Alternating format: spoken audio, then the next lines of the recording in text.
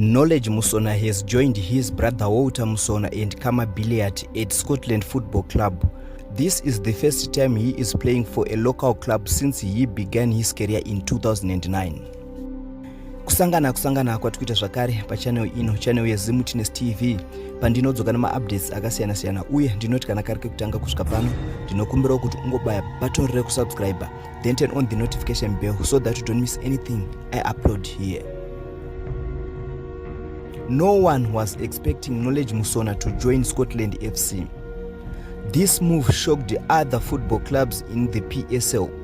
Mamwe clubs avakutya because Scotland ikuramba ichitenga mastars nguva dzese. Knowledge Musona haana kumbobvira atambira local club since atanga his career yekutamba bhora.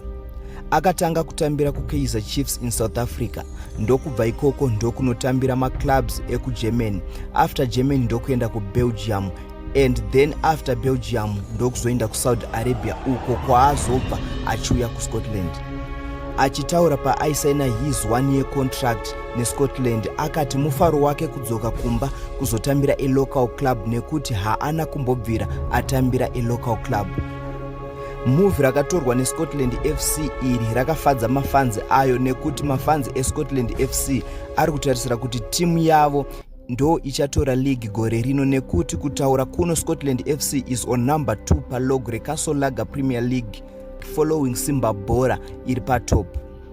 Ladies and gentlemen, ndo nyaya ndanga ndakakubatira muzuva ranhasi, nyaya yesport, nyaya yaKnowledge Musona uyo adzoka iye kuZimbabwe akasainwa iye neScotland FC.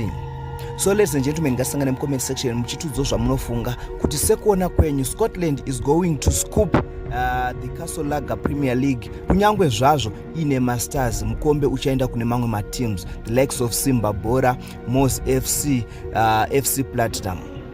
Ngatisangane mucomment section muchitudzo zvamunofunga pamusoro penyaya iyi.